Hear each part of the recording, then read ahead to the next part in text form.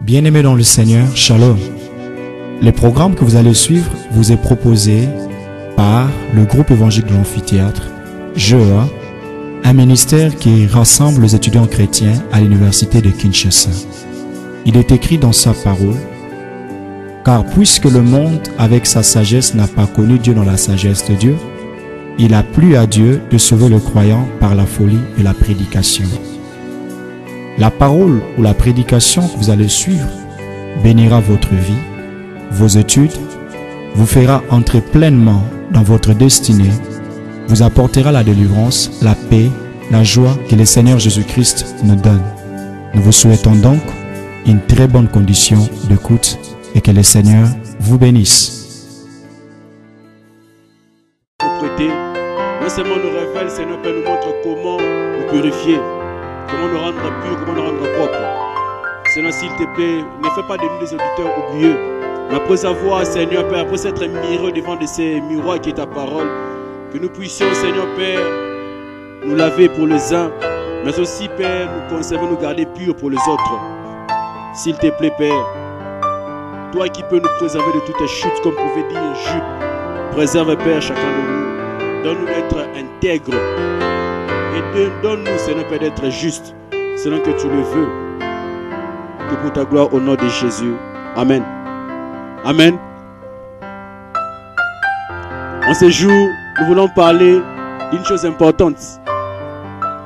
Importante, si je peux le dire, mais une chose qui est en train de ravager l'Église.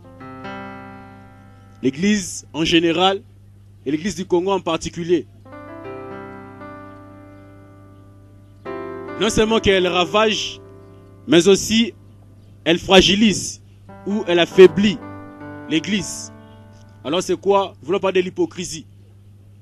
Et comme thème que je nous propose ce midi, ne sois pas hypocrite. Tu peux le répéter à ton voisin? Ne sois pas hypocrite. L'hypocrisie, combien elle s'est infiltrée à l'Église et elle rend l'Église faible ou fragilise l'Église. Ne sois pas hypocrite. Ce thème exprime une défense. Une défense contre quoi? Contre l'hypocrisie. Si l'hypocrisie était mal ravageant, non seulement le monde, mais aussi l'Église, alors il faut l'étudier ou l'examiner de près.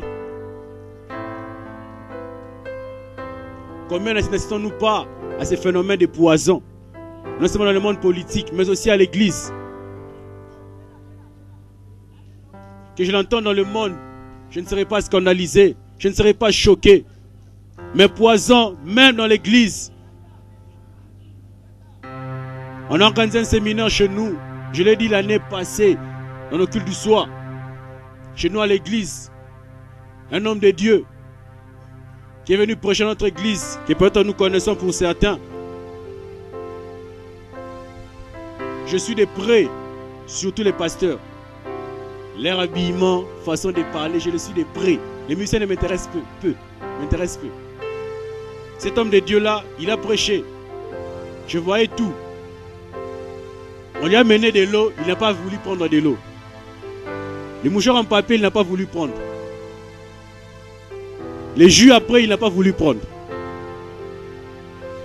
Mais curieusement,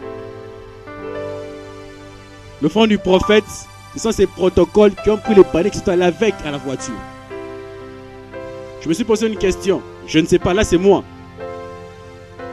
Il craignait les poisons pour l'interrogation, parce qu'il avait aussi dit dans sa prédication qu'il a été empoisonné, ainsi de suite. Mais s'il craignait les poisons dans mouchoir, dans papier mouchoir, dans maille, dans jus, on ne peut pas mettre les poisons. Que Dieu aide son église.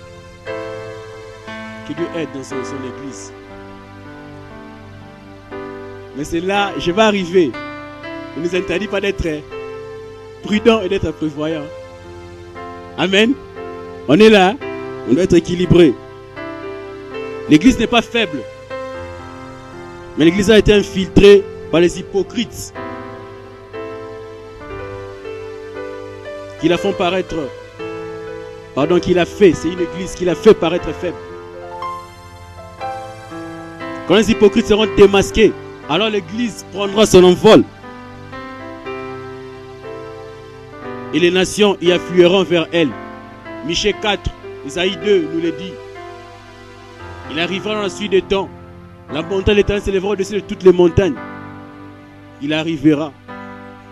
Je crois que quand ces hypocrites seront démasqués, c'est alors que l'Église redeviendra ou reprendra sa place. Les textes qui vont nous servir de cela, c'est Matthieu. Les évangiles sont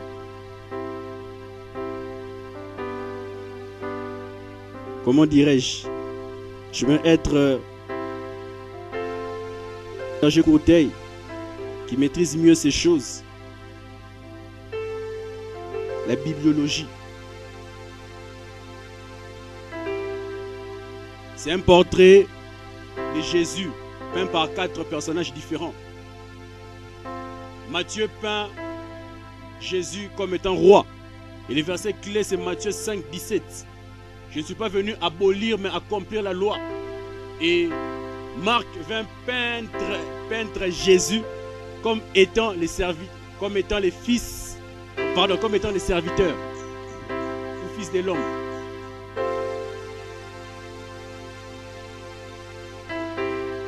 C'est ainsi il dit, le Fils de l'homme n'est pas venu pour être servi, mais pour servir. Et Luc, le docteur, qui peint Jésus comme étant Fils de l'homme.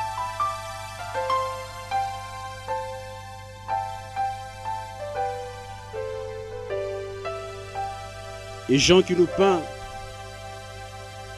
c'est Jésus comme étant Fils de Dieu.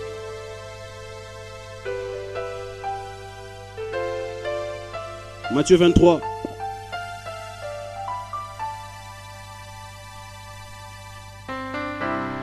« 14 à 15. Nous y sommes.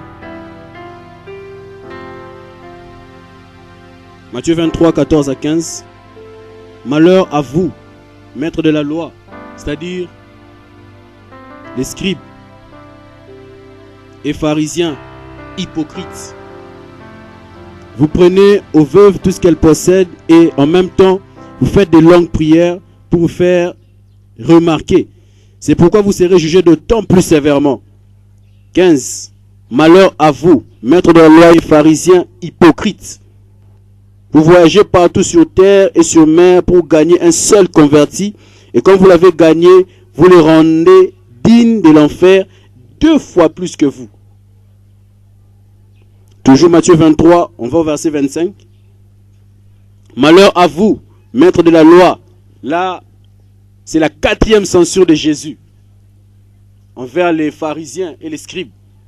Malheur à vous, maîtres de la loi et pharisiens hypocrites. Vous nettoyez l'extérieur de la coupe et du plat, mais l'intérieur reste rempli du produit de vos vols et de vos mauvais désirs. Verset 29. Malheur à vous, c'est la 7e censure de Jésus envers les sacrificateurs, envers les pharisiens et les scribes. Malheur à vous, maîtres de la loi et pharisiens hypocrites. Vous construisez de belles maisons pour les prophètes. Vous décorez les tombeaux des hommes justes. On peut s'arrêter là. Dans ce texte que nous avons lu, nous avons Jésus censurer les pharisiens et les scribes en les traitant d'hypocrites. Mais alors la question qu'on doit se poser, c'est qui est un hypocrite? Ou qu'est-ce donc l'hypocrisie? Pour que Jésus qualifie ces personnes d'hypocrites. Un hypocrite, c'est une personne qui n'est pas sincère. Un hypocrite, c'est celui qui affecte les apparences de la piété. Une personne qui affecte les apparences de la piété. Je veux dire une personne qui n'est pas sincère. Une personne qui affecte les apparences de la piété. En un mot, la piété, c'est l'attachement à Dieu. Un hypocrite, c'est une personne qui affecte les apparences de la pureté.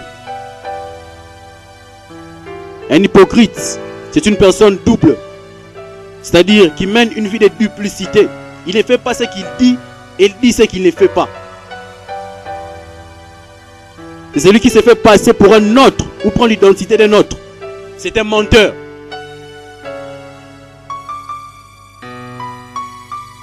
En grec, ce mot vient du grec. En grec, hypocrites.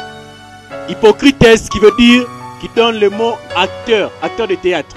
Un acteur de théâtre, c'est celui qui joue un rôle. Il n'est pas ce rôle-là. Alors, je joue un rôle à PD. Ce n'est pas qu'il est un PD. C'est ça un hypocrite. Ce n'est pas son vrai lui. C'est juste le rôle qu'il est en train de jouer. C'est ça un hypocrite.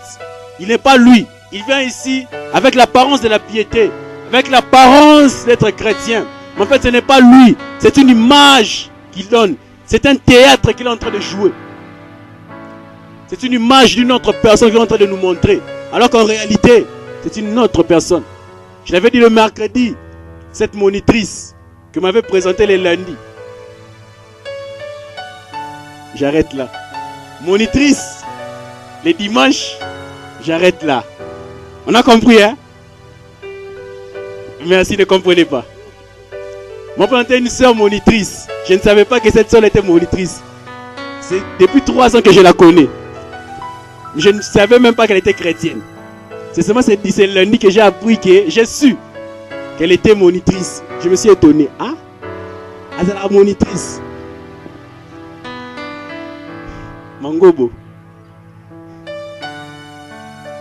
Tu nous joues une pièce de théâtre à l'église dans un aban.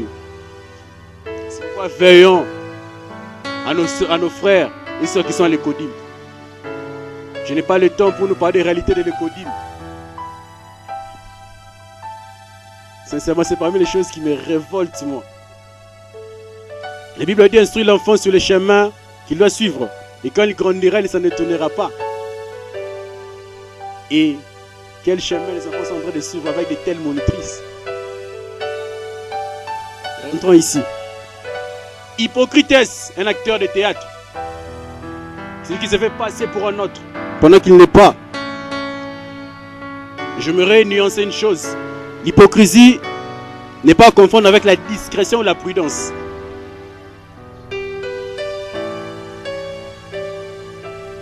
C'est quoi la prudence ou c'est quoi la discrétion? La discrétion, c'est l'effet de prévoir et éviter les fautes. Je prévois et j'évite les fautes. C'est la discrétion, c'est la prudence. Je ne vais pas passer pour un autre personnage. Je ne joue pas un rôle. Non. Mais dans la manière de vivre, dans la manière de faire, j'évite les fautes et je prévois les fautes. L'hypocrisie est un vice. C'est-à-dire, c'est une disposition habituelle au mal. C'est un vice. L'hypocrisie, c'est le fait de s'adonner à des passions mauvaises, à des plaisirs défendus affectant la relation vivante avec Dieu, ou affectant l'amour. L'amour pour Dieu, l'amour pour les autres, le respect pour les choses spirituelles.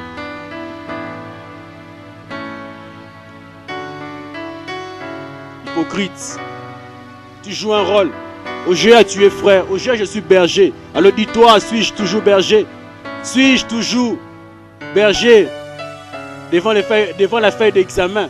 Quand sur 5 questions, je ne connais qu'une question ou 0 question. Ou quand j'ai repris l'année, c'est la 4e chance. Ça dit 2e session et année on a reprendre. Et un examen, je ne connais rien. Est-ce que là... Moni, oh, oh, tu comprends? Il faut oyer là. Il faut oyer là. Il faut oyer là. Le temps c'est obscur aussi. Est-ce que je resterai toujours chrétien? Ce n'est pas facile. Je dois vous le dire, ce n'est pas facile. Ce n'est pas impossible. Mais alors, qui sont ces pharisiens, ces scribes que Jésus est en train de censurer sévèrement comme ça? Les pharisiens en hébreu signifient séparer. Ils se séparaient du peuple sur le principe d'une vie de sainteté supérieure. de dévotion à Dieu, de la connaissance de la loi. Les pharisiens faisaient partie des 4 sectes juives. Il y avait 4 sectes juives. On n'a pas le temps pour parler de cela. Il y avait la secte des Sadducéens, la secte des Esséniens, des Zélotes. Je n'entrerai pas dans les détails. Sinon, qu'on fait le vice-berger Courteil.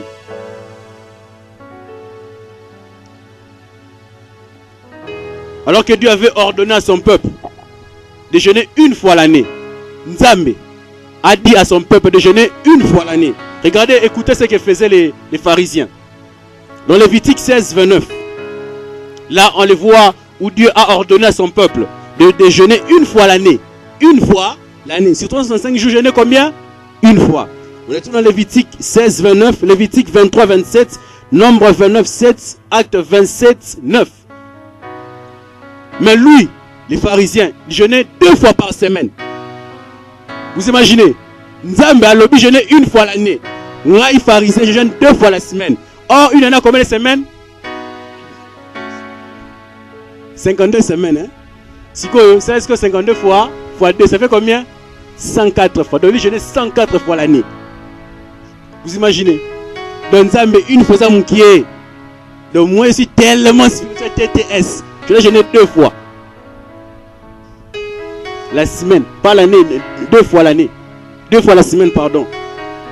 Je me suis rappelé l'importance ou le but du jeûne. On ne jeûne pas pour impressionner Dieu, ni pour influencer Dieu.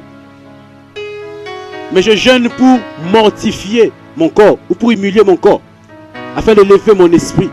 Tu sais que la partie ou la personne que tu nourris le plus, est celle qui grandira plus. Et de ces façons que je dis qu'il y a des versets qui sont commutatifs, des versets qui sont anti-commutatifs. Un peu de mathématiques, on se souvient, non? La commutativité, on se souvient, non? A plus B égale C. B plus A égale aussi C. La multiplication, et l'addition dans Z, dans N sont. Ah. Mais la soustraction et la division ne sont pas. Ah. Primaire. Et c'est versets qu'on ne doit pas inverser. Et ça, bon, c'est la bongo. 1 Thessaloniciens 5, 23. Là, c'est Paul qui est en train de dire que Dieu sanctifie tout votre être. L'esprit, l'âme et le corps. Ne confondez pas, ne commence pas par le corps. Non, non, non, non, non. L'esprit, l'âme et le corps. Et la partie que je nourris plus, c'est la partie qui prendra plus le dessus. Plus je nourris mon corps, il prendra le dessus sur mon esprit. Et en me privant des biens, et les jeunes, ce n'est pas seulement la nourriture, c'est une privation. Tu peux te priver de maquillage, mes soeurs. Pourquoi jeûner, on s'est maquillé. Quand on voit jeûner, ah, la tika foufou, ah, la tika bistela, non, ça n'a rien à voir avec la bistela. Mais je l'ai fait afin de soumettre ma chair et lever mon esprit. Je fortifie mon être intérieur pour que mon être intérieur soit fort. Mais les scribes, qui sont les scribes? Les scribes signifie copiste ou écrivain. Ça signifie aussi greffier. Le fils berger Jonathan est là. Là, c'est la matière de droit. Un greffier ou un greffe, un tribunal. C'est lui qui recopie tout. Ça, c'est qui il écrit. À 12h57, les profils avaient toussé. Il y a Komarani Nyonso dans un tribunal. Comment. Et les pharisiens et les scribes s'asseyaient sur la chair de Moïse. C'est-à-dire quoi? Ils prêchaient ou enseignaient la loi au peuple de Dieu. Ce qu'ils disaient, ce qu'ils disaient de faire était en général excellent. Mais malheureusement, ce qu'ils faisaient était bien différent. Comme pour dire,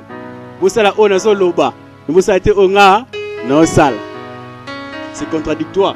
Nous savons que nos actes sont plus que nos paroles. Tu dois être cohérent. Faire ce que toi-même tu dis. Si toi-même tu n'arrives pas à faire ce que toi-même tu dis, alors comment moi j'arriverai à faire ce que toi tu dis? Que Dieu nous aide à être nous, à dire ce que l'on fait, à faire ce que l'on dit.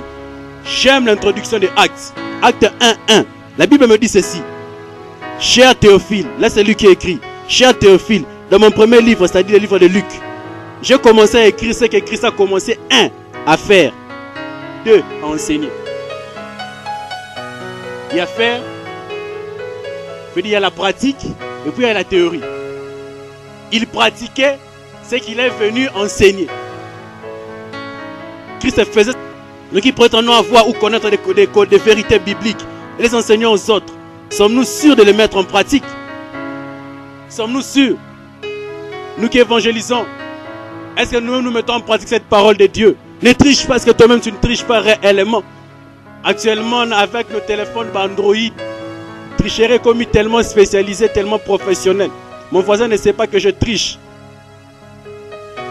Mais, c'est pourquoi quelqu'un a dit la réputation, c'est ce que les hommes connaissent de toi. Mais l'intégrité, c'est que Dieu et les anges connaissent de toi. Quand tu triches avec ton téléphone, personne ne te voit.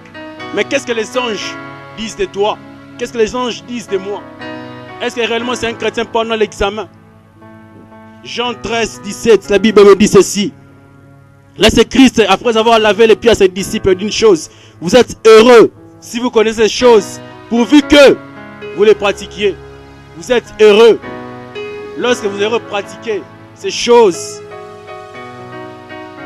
Romains 2, 21, la Bible me dit ceci.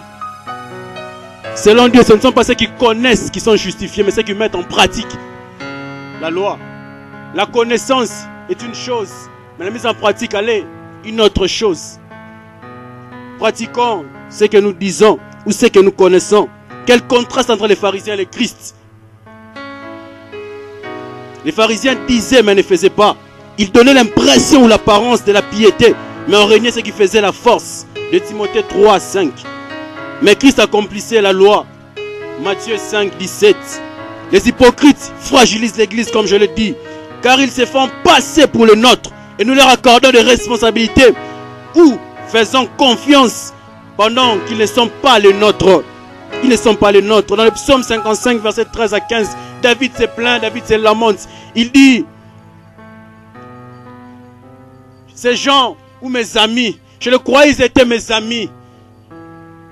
Mais cependant, ils n'étaient pas mes amis. Ils m'ont poignardé dans le dos. Ils m'ont poignardé dans le dos. Dans Nombre 11, 4, nous voyons encore les hypocrites. C'est quoi? C'est qui, pardon? Les ramassis. Dans Exode 13, on dit une foule nombreuse, une foule de diverses formes sortie avec les Israélites. Et plus tard, cette foule-là, il y avait des ramassis. Les ramassis ont rappelé à Israël les concombres d'Égypte, les ailles. Mais on te croyait chrétien comme nous. Tu étais pasteur parmi nous. Mais comment tu peux nous rappeler ces choses? Monikutu, tu te souviens, dans la station temps, on voyait tel assistant. Mais comment tu connais ces choses? Toi. Oh, les ramassis. Rassurons-nous que la personne qui marche avec nous est réellement de la famille, c'est-à-dire réellement chrétienne. La Bible nous dit quoi? 1 Corinthiens 15, 33. Ne vous y trompez pas, les mauvaises compagnies corrompent. Oh, on a gagné, attention, et risquez de gagner. Alors rassure-toi, rassure-toi, rassure-toi. Le mal est contagieux, et si on ne veille pas sur nous, il risque d'entrer chez nous, comme il est entré chez Pierre à Antioche. Galates 2, 11 à 14. C'est lui à qui Dieu a donné la clé de l'église. Cet apôtre est tombé dans l'hypocrisie à Antioche. Il mangeait avec les non-juifs, c'est-à-dire les païens, alors que la loi juive défendait cela. Et quand Paul est venu, il s'est séparé d'eux. Et d'ici, toi, juif, tu n'arrives pas à faire ce que vous dites aux gens. Et comment vous dites aux autres de judaïser et de vivre comme vous les juifs. Le mal est contagieux. Alors, faisons attention, nous veillons sur nous-mêmes. Alors, je me clôturer par ces deux questions. D'abord, la première question, pourquoi ne pas être hypocrite? Trois réponses. 1. Parce qu'un hypocrite perd la confiance de Dieu et perd la confiance des hommes. Quand tu remarques que cette personne n'est pas sincère, cette personne-là fait ce qu'il ne dit pas, il dit ce qu'il ne fait pas, alors la personne perd la confiance. Tu vas lui retirer la confiance. Proverbe 19. Deuxième réponse.